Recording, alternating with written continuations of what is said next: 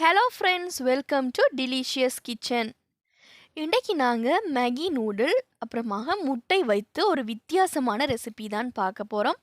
இது உங்களுக்கு ரொம்பவே பிடிக்கும். வாங்க அது எப்படி செய்கிறதுன்னு பார்க்கலாம். அதுக்கு முதல்ல என்னுடைய சேனலை நீங்கள் மறக்காமல் சப்ஸ்கிரைப் பண்ணி பெல் ஐக்கானை ப்ரெஸ் பண்ணி வச்சுக்கொள்ளுங்க. இப்போ நான் 2 முட்டை எடுத்திருக்கிறேன். இந்த 2 முட்டையை ஒரு பவுலில் சேர்த்துக்கொள்ளலாம். நான் 2 நூடுல் பேக் எடுத்துருக்கிறதால 2 முட்டை சேர்த்துருக்கிறேன். நீங்கள் ஒரு முட்டையில் கூட இது செய்யலாம். அப்படி இல்லாட்டி நீங்கள் 3 முட்டை சேர்த்து கூட செய்யலாம். இப்போ இதுக்கு தேவையான அளவுக்கு உப்பு, ஒரு 1/4 டீஸ்பூன் அளவுக்கு மிளகுத்தூள் சேர்த்து கொள்ளலாம். இப்போ இதில் நான் வெங்காயத்தாள் கொஞ்சமாக சேர்த்துக்கொள்கிறேன். நீங்கள் வெங்காயம் கூட சேர்த்து கொள்ளலாம். நான் வெங்காயத்தாள் நல்ல ஃப்ளேவர் கொடுக்குமன்றதுக்காக சேர்த்துருக்கிறேன். அது ஒரு மேசைக்கரண்டி அளவுக்கு சேர்த்து இதை நல்லா அடித்து விட்டு கொள்ளலாம். இப்போ இதை நல்லா மிக்ஸ் பண்ணதுக்கு அப்புறமாக நான் இதில் காய்ந்த மிளகாய் உண்டு இந்த மாதிரி சின்ன துண்டுகளாக கட் பண்ணி சேர்த்துக்கொள்கிறேன். நீங்கள் ரெட் சில்லி ஃப்ளேக்ஸ் கூட சேர்த்துக்கொள்ளலாம். இப்போ இதை வேறையாக எடுத்து வச்சுக்கொள்வோம். இப்போ நான் மேகி நூடுல்ஸ் செய்கிறதுக்காக ஒரு பாத்திரத்தில் சுடு தண்ணீர் சேர்த்துக்கொள்கிறேன்.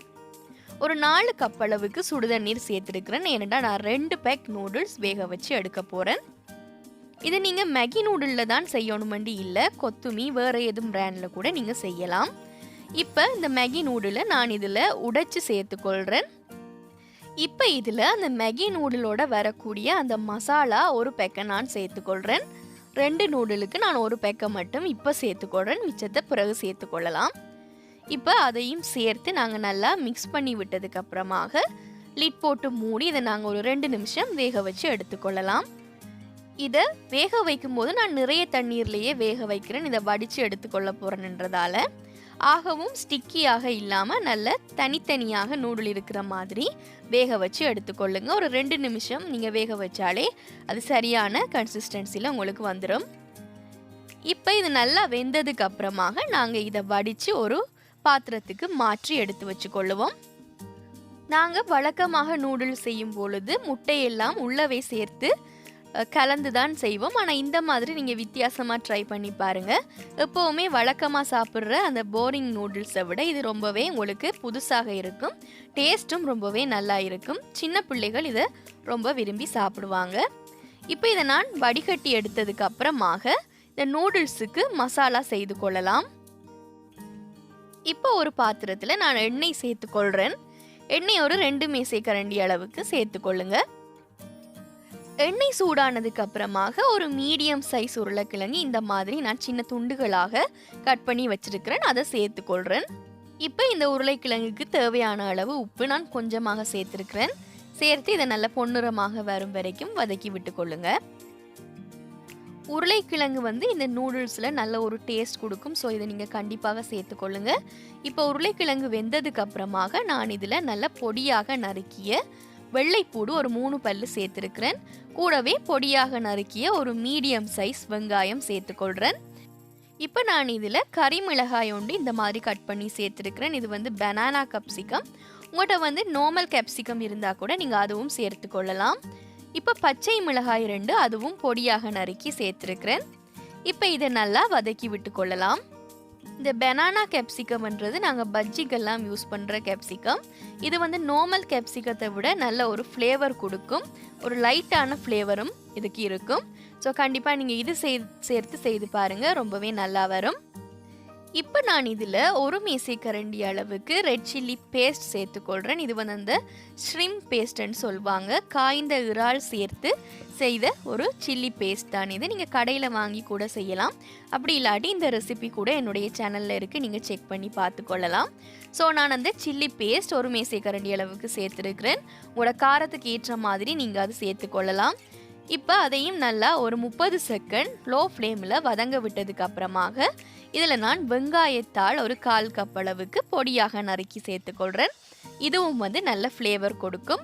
இப்போ இதில் நான் வேக வச்சிருக்கிற எங்களுடைய மேகி நூடுல்ஸை சேர்த்துக்கொள்கிறேன். இப்போ இந்த மசாலாவோடு சேர்த்து நாங்கள் மேகி நூடுல்ஸை நல்லா கலந்து விட்டு கொள்ளலாம். இப்போ இதில் ஃப்ளேவர் கொடுக்கறதுக்காக மிளகுத்தூள் நான் கொஞ்சமாக சேர்த்துக்கொள்கிறேன். உங்களுக்கு கொஞ்சம் அதிகமாக தேவைப்பட்டால் நீங்கள் அதிகமாக சேர்த்து கொள்ளலாம். கூடவே அந்த மேகி நூடுல்ஸில் வரக்கூடிய மசாலா ஒரு பேக்கெட் எங்கிட்ட பேலன்ஸ் இருந்தது, அதையும் நான் இப்போ இதில் சேர்த்துக்கொள்கிறேன். குழந்தைகளுக்கு கொடுக்குறீங்களா இருந்தால் காரத்தை மட்டும் கொஞ்சம் குறைச்சி நீங்கள் சேர்த்துக்கொள்ளலாம். உங்களுக்கு மேகியில் வரக்கூடிய அந்த மசாலா சேர்க்க விருப்பம் இருக்காட்டி நீங்கள் நார்மல் உப்பு மட்டும் சேர்த்து கூட செய்து கொள்ளலாம். இது வந்து நான் கறி மேகி தான் எடுத்துருக்கிறேன். நீங்கள் சிக்கன் ஃப்ளேவர் எடுத்தால் கூட அதுவும் ரொம்பவே நல்லா இருக்கும். இப்போ இதை நான் நல்லா கலந்து விட்டுக்கொள்கிறேன். இது வந்து கொஞ்சம் காரமான நூடுல்ஸாகவே இருக்கும். ஸோ உங்களுக்கு தேவையான மாதிரி நீங்கள் பார்த்து செய்து கொள்ளலாம். இப்போ நூடுல்ஸ் ரெடி ஆகியாச்சு. நான் வந்து முட்டையை ஃப்ரை பண்ணி எடுக்க போகிறேன். அதுக்காக ஒரு பேனில் தேவையான அளவுக்கு எண்ணெய் சேர்த்துக்கொள்கிறேன். இப்போ நாங்கள் முன்னதாகவே ரெடி பண்ணி வச்சுருக்கிற அந்த முட்டை கலவையை இதில் சேர்த்து நாங்கள் ஓம்லெட் மாதிரி செய்து எடுக்க போகிறோம். இப்போ முட்டையை சேர்த்ததுக்கு அப்புறமாக இதை மீடியம் ஃப்ளேமில் வச்சு நல்லா வட்ட வடிவத்தில் ஃப்ரை பண்ணி எடுத்துக்கொள்ள வேணும். இந்த மாதிரி நல்லா பரப்பி விட்டுக்கொள்ளுங்க. அப்போ ஈவனாக எல்லா சைடுக்குமே முட்டை போய் உங்களுக்கு நல்ல அழகான வட்டமாக கிடைக்கும். இப்போ முட்டை ஒரு பக்கம் வெந்ததுக்கு அப்புறமாக அடுத்த சைடுக்கு நீங்கள் மாற்றி போட வேணும். மாற்றும் பொழுது கவனமாக போட்டுக்கொள்ளுங்க, ஏண்டா அது வந்து கிழிஞ்சு போகிறதுக்கான சான்சஸ் இருக்குது. ஸோ கவனமாக அடுத்த சைடுக்கு இதை நாங்கள் மாற்றிக்கொள்ளலாம். இப்போ முட்டை வந்து ஒரு பக்கம் நல்ல கோல்டன் ப்ரௌன் கலருக்கு வந்தாச்சு. அடுத்த சைடும் வெந்ததுக்கு அப்புறமாக ஸ்டவ்வை ஆஃப் பண்ணிடலாம். இப்போ ஃப்ரை பண்ணி வச்சிருக்கிற முட்டையில் நான் கொஞ்சமாக டொமேட்டோ கெச்சப் வந்து ஸ்ப்ரெட் பண்ணி கொள்கிறேன். இது வந்து நல்ல டேஸ்ட் கொடுக்கும். இதை வந்து எல்லா சைட்ஸுக்குமே படக்கூடிய மாதிரி நல்லா பரப்பி விட்டுக்கொள்ளுங்க. உங்களுக்கு கொஞ்சம் அதிகமாக சேர்க்க விருப்பம் இருந்தால் நீங்கள் கொஞ்சம் அதிகமாக கூட சேர்த்து கொள்ளலாம். இப்போ டொமேட்டோ கெச்சப் போட்டதுக்கு அப்புறமாக நாங்கள் செய்து வச்சிருக்கிற இந்த நூடுல்ஸை நான் இதில் ஸ்டஃப் பண்ணி கொள்கிறேன். ஒரு சைடுக்கு மட்டும் நூடுல்ஸை வச்சுக்கொள்ளலாம். வச்சு இதில் நான் வந்து கொஞ்சமாக சீஸ் சேர்த்து கொள்ள போகிறேன். சீஸ் சேர்க்கும் பொழுது இந்த நூடுல்ஸ் நல்ல டேஸ்ட்டை கொடுக்கும். செடார் சீஸ் நான் சேர்த்துக்கொள்கிறேன். நீங்கள் மொசரல்லா சீஸ் அல்லது க்ரீம் சீஸ் கூட சேர்த்துக்கொள்ளலாம். இப்போ சீஸ் ஸ்லைஸ் வந்து நான் இப்படி மேலே வச்சதுக்கு அப்புறமாக முட்டையிட மற்ற சைடை வச்சு க்ளோஸ் பண்ண போகிறேன். இதை வந்து லோ ஃப்ளேமில் அப்படியே கொஞ்சம் நேரம் வச்சுக்கொள்ளுங்க. அப்போ அந்த சீஸ் எல்லாமே நல்லா மெல்ட் ஆகி உங்களுக்கு நல்ல டேஸ்ட் கிடைக்கும். இந்த மாதிரி க்ளோஸ் பண்ணிடுங்க. இது வந்து நீங்கள் பிரேக்ஃபாஸ்ட், லஞ்ச், டின்னர் எதுக்கு வேணும்னாலும் சாப்பிடலாம். ரொம்பவே சூப்பராக இருக்கும். மேகி நூடுல்ஸ் எல்லாருக்குமே பிடிக்கும். ஆனால் இந்த மாதிரி கொஞ்சம் நீங்கள் டிஃப்ரெண்ட்டாக செய்து கொடுத்தா அது இன்ட்ரெஸ்டாகவும் இருக்கும். ஸோ நீங்கள் கண்டிப்பாக இது மாதிரி ஒரு தடவை செய்து பாருங்கள். உங்களுக்கு மிகவும் பிடிக்கும். பிடிச்சிருந்தா மறக்காமல் உங்களுடைய ஃபீட்பேக்கை எனக்கு கமெண்ட்ஸில் தெரியப்படுத்துங்க.